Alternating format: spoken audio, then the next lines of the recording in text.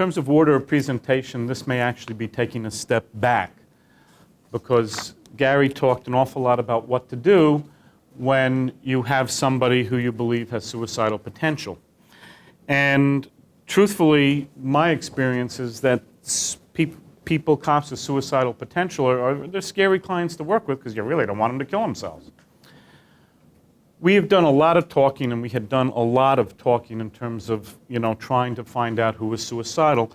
And there was one thing that kind of always left me with very little satisfaction and didn't seem to make sense, that Gary and I, what I'm talking about here is I'll go in his office, he'll come into mine, and we'll hash ideas back and forth and usually generate some good product or good concept. The thing that bothered me most is that all suicide predictions seem to have been based on depression. Yes, in police they'll say that relationship breakups, marital problems, and being in trouble on the job in terms of job jeopardy or job shame, actually, these were highly correlated with suicide, but everyone pushed depression. And the problem I have with that is I've worked with tons and tons and tons of depressed people, from moderately depressed to really, really depressed, and most of them are just not suicidal. They're just depressed. So the question is there anything else that might be something we can look at in order to see if somebody has suicidal potential? And once I finish explaining the formula, I'll hope to show you the utility of this complicated formula by reading over to you a checklist of assessing somebody, not necessarily looking at them and assessing them, but while you're clinically working with them, being able to assess if they have suicidal potential, that I hope you'll see is far more comprehensive than just trying to see if they're going through a divorce and they're depressed, which is very legitimate risk factors, but I don't think all of it is.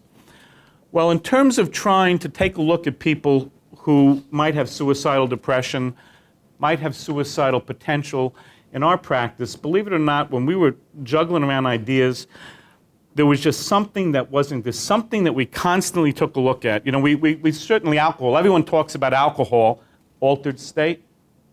Well, when I was doing an article for an FBI book, Suicide in Law Enforcement, never saw alcohol as the immediate cause of suicide at all, not even alcoholism. Although alcohol was very often used as something to drink a lot of to get the guts up to pull the trigger, but that's not what causes suicide. That was just an aid. Certainly depression, no question, depression is part of it, no question.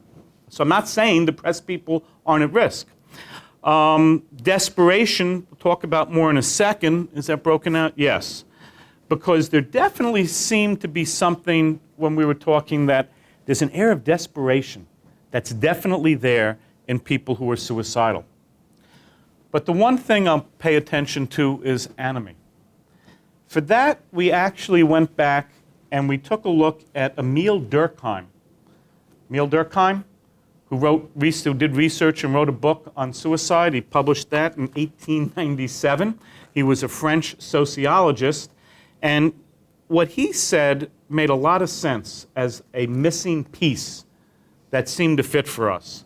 Because he did not look at depression, he did not look at schizophrenia, he didn't look at the individual. He looked at things that were happening in society that he called anomie, or just the dysregulation, out of order. Things no longer fit. They didn't make sense. The economy would fall, jobs would change, something would go wrong.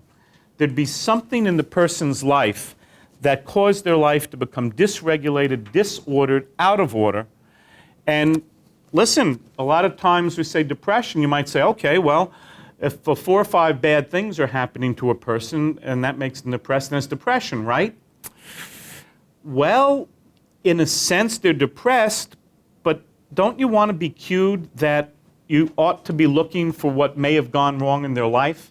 And that's what that anomie is.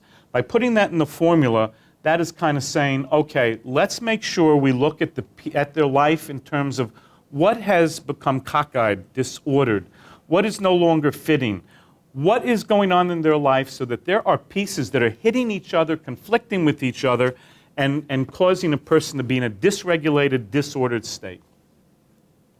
Let's take a look if there's something in the person that may be causing an altered state. Altered states include mental illness like schizophrenia because you're thought disordered.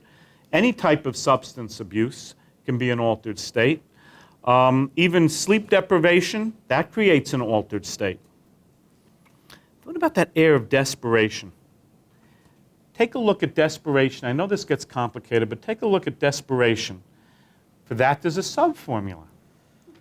For desperation, a person has to believe that there is a time pressure. If this isn't fixed right away, my whole job is gone, and I don't have any time. I don't have much time. But of course, who the heck cares if you don't have much time if the event isn't going to lead to a lot of pain? No one kills himself. If this doesn't work, my cell phone service is going to be gone, and I'm going to have to switch to Verizon. Okay, so basically, you're talking about time pressure with something that is very, very painful, losing the wife, losing the job. But we also found is that there was something underneath time pressure. Now, because we wanted to be mathematicians, I'm really mathematical. Basically, with desperation, spirituality should have something was cut off. Spirituality plus 1. You can't have a 0 as so we just made sure there was no 0. The more spiritual a person is, the less desperate they're going to be. The more somebody is, say, religious, and there's been research, interestingly enough, that says very religious people do have lower suicide rates. Now, that could be because the religious dictates say that you think you're going to be in pain, you commit suicide, and when you're in the burning flames of hell, then you'll know what pain is. Okay, that would be something. Or spirituality that basically said, listen, things will get better. There's a God, there's something that loves you, you do have the time. But when you take a look at desperation, we can see that people will be less desperate if they have some spiritual connection. So now we see that we have the formula. Suicide potential is that dysregulated life times something that's caused him to have an altered state, whether it's psychosis, sleep deprivation, substance abuse, and that is times desperation plus depression.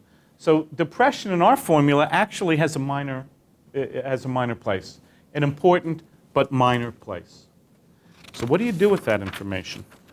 Maybe this is something people would want, and you laugh. Don't you think you want to do something with that information? Yeah. What you do with that information is you develop a checklist, an assessment checklist that is very comprehensive. However, it's one way to try and maximize the chance that you're going to pick this up. So the first thing we do is we assess anomie, the relationship with the job. Is the interest level still the same? Is the enjoyment of the job still the same? Is the security facet of the job the same? Or is this person in trouble, been disciplined, on suspension, on light duty? Have his weapons been removed? Is he in job jeopardy? Has he been transferred? And very important for cops, because shame plays a big role in discipline. If you're discipline with shame is very different than discipline without shame. Doing something stupid that the guys might have done, you get disciplined, okay. But doing something where the other officers are backing away from you because you did something shameful is very, very different. Job performance. Reputation. Is his reputation on the job, or does he perceive his reputation on the job as having been negatively affected? Is the officer expressing concerns with not fitting in or not being accepted? Are there actual fears of being ostracized, I'll switch that word around, or fearing humiliation? Relationship with wife, because that's a significant other, and again, of course, that's going to create a dysregulation and a disorder in your life. Experiencing marital discord, and of course, if not married, having problems with the current relationship. Is there an extramarital affair going on? Because that's going to blow up like a hand grenade often. Is a person separated? Is the separation process just having started, so the potential bumps in the road are there? Divorced, if this is extremely important in divorce, especially if it's generated by the spouse. Typically, the dumper is always in better psychological shape than the dumpee. Quality of time with the children. If this relationship is on the rocks and somehow the children aren't coming in to take in some of that, so there's hope that I can still have a good relationship with my children, that's a problem. Social interaction. We're still on anatomy. Look at how important we're placing that in our formula. Decreased social interest, angry at friends, believes friends have abandoned him or her, sees friendships as ending in addition to the relationship, and actually talks about friends who no longer come over, no longer call, isolating himself from friends. We've looked at the dimension of anomie. Altered state. Presence of a substance abuse, increased use of alcohol, a change or a breakdown in the thought process. Now we're looking for that psychotic process. Are the thoughts no longer logical? Are they typical of his pre-morbid functioning? Are they starting to change and get bizarre? That whole decompensation element. Talked earlier, has the sense of humor changed? Altered state, because you've heard about this with people who are pre-suicidal after the fact. All of a sudden, do they seem to have a sense of calmness and serenity not appropriate for the situation? Recent exposure to a critical incident. Desperation. Either you assess it through talk or the person will actually say or give you an indication how much psychological pain are they in. You can even ask, is it a low amount of pain, high amount? Do you see it as manageable? Is it unbearable? Does he see himself as having to continue? Does a person see himself as being able to work at solvable problems? Or are the problems absolutely unsolvable in his or her mind? Does a person express the idea that there is or is not any support?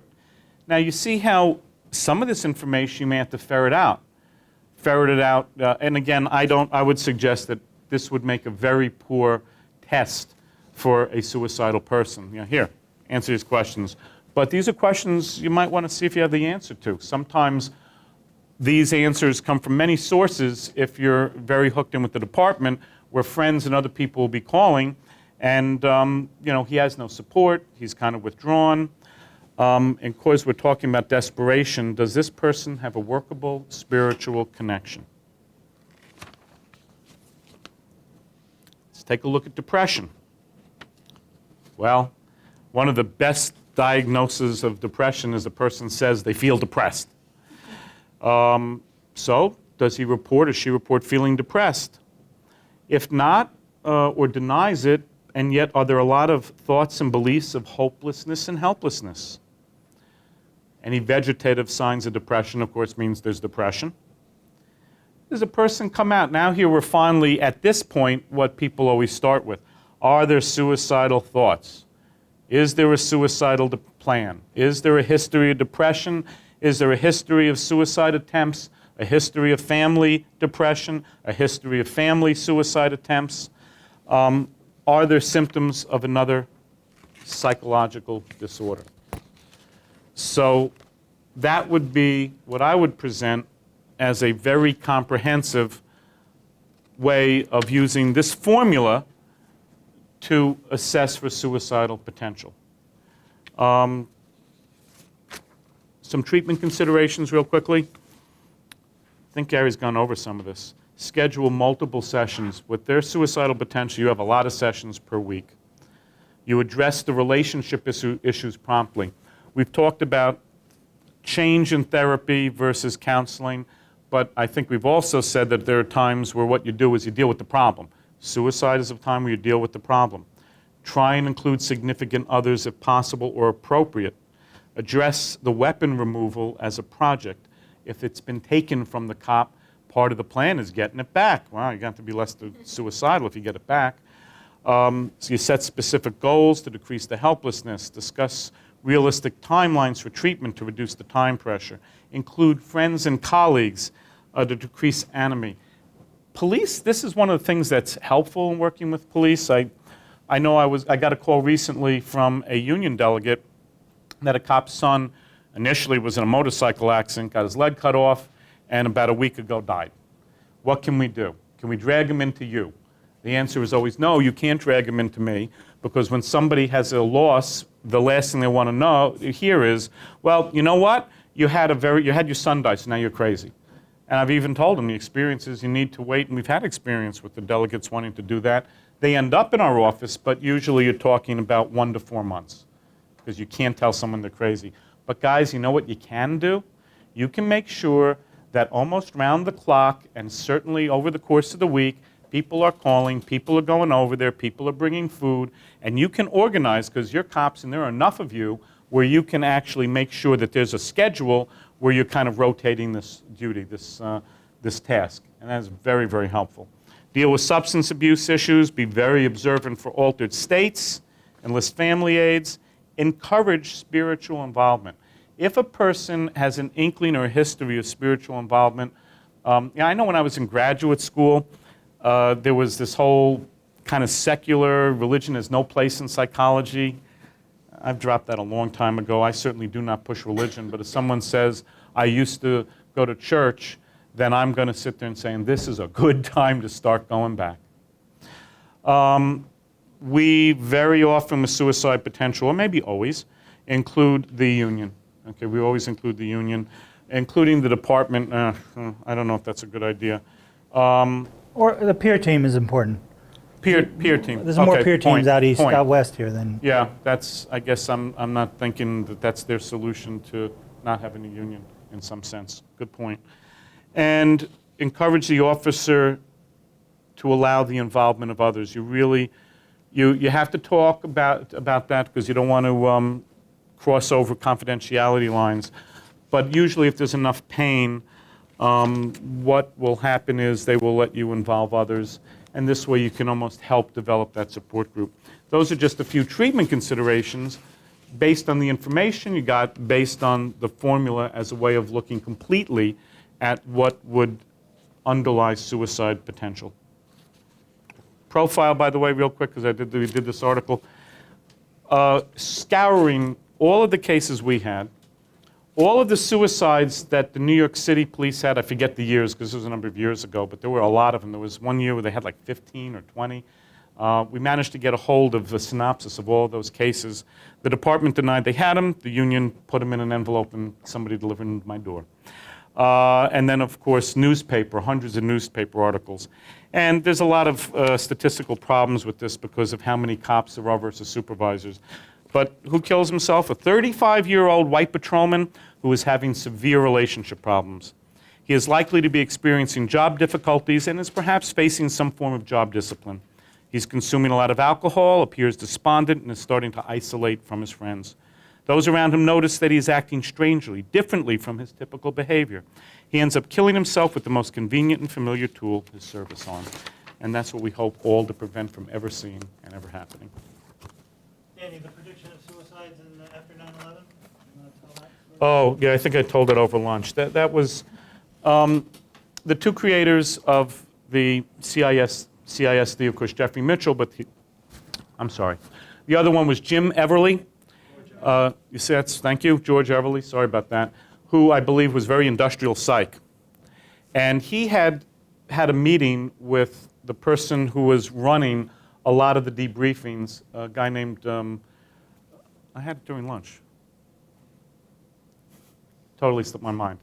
The person who was doing a lot of these debriefings and was organizing it, and he had gone in to talk with him, and he was at this meeting only a couple days before I went in, because Gary and I did try and do a lot of stuff, and he was adamant that George Everly had taken certain formulas he developed that I'm not at all familiar with, and had calculated that if debriefings were not done on all of the New York City cops, there would be 137 suicides as a result of the 9/11 experience. There were not, by the way, not at all. Because debriefings were done. Debriefings were done. See, that's our problem. As psychologists, The Society of Police and Criminal Psychology, one of the goals is have a police psychologist in every precinct. We think these problems can be dealt with more if they consider police psychologists part of the team, get them in every precinct. And that's what we're trying to do, is build a profession so that we only have like 400 police psychologists now. We're going to need thousands to put one in every precinct.